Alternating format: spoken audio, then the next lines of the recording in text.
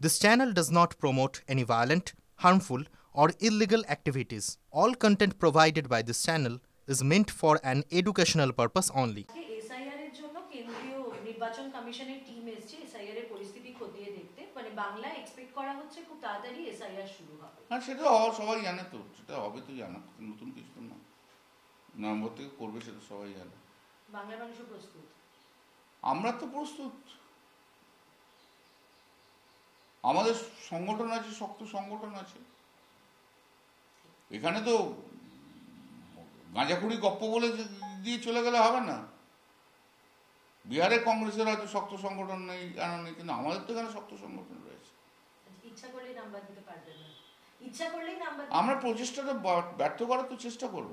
ওদের যে যা ইন্টেনশন, সেই ইন্টেনশনটাকে বন্ধ করার তো চেষ্টা আমরা করব। ব্যাড ইন্টেনশনের কথা বলছি। প্রধানমন্ত্রী, আপনি বললেন প্রধানমন্ত্রী নরেন্দ্র মোদী এই প্রথম রাজ্যের আইন শৃঙ্খলাকে দুষছেন। তিনি সোশ্যাল মিডিয়ায় পোস্ট করে এই তার দলের সাংসদের মার খাওয়াকে কেন্দ্র করে এই ঘটনাটাকে কিভাবে দেখছেন? প্রধানমন্ত্রী যখন রাজ্যের, আপনি বলছেন যে অর্থ, হি ইজ পলিটিক্যালি ভিন্ডিকটিভ। উনি তো ভারতবর্ষের প্রধানমন্ত্রী নন, উনি তো বিজেপির প্রধানমন্ত্রী। একটা প্রধানমন্ত্রী তো ফার্স্টে তো রিপোর্ট কল ফর করবে সবাই আগে, কি হয়েছে না হয়েছে, কথা বলবে তো। প্রধানমন্ত্রী তো উচিত মুখ্যমন্ত্রীর সঙ্গে কথা বলা উচিত ছিল,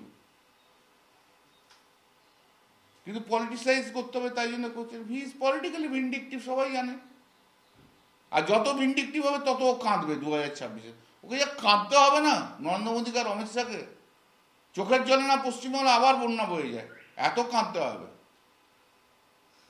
এই ঘটনাকে কেন্দ্র করে দিকে দিকে দেখা যাচ্ছে যে বিজেপির কর্মী সমর্থকরা তারা রাস্তায় নেমেছেন। আগরতলায়, ত্রিপুরায় তৃণমূলের কার্যালয় ভাঙা হয়েছে এবং আজকে প্রতিনিধি দল যখন গেছেন সেখানে তাদেরও পুলিশ পথ আটকাচ্ছে। বিজেপির মতো অসভ্য দল একটাও কিছু নেই, বলেছি তো। বিজেপি হচ্ছে পলিটিক্যালি ভিন্ডিকটিভ দল। বিজেপিকে যদি দেখতে হয়, আমরা ত্রিপুরাতে দেখেছি বিজেপি যে যে রাজ্যে ক্ষমতায় আছে সেখানে দেখুন না, বিজেপি বিরোধীদের মানে গণতন্ত্র কণ্ঠরুদ্ধ করে দিয়েছে। এমনকি ভারতবর্ষের মানুষের কণ্ঠরুদ্ধ করে দিয়েছে প্রধানমন্ত্রী নিজে।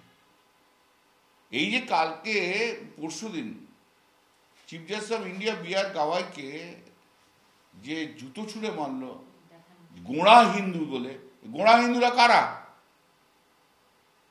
সব তো বিজেপি।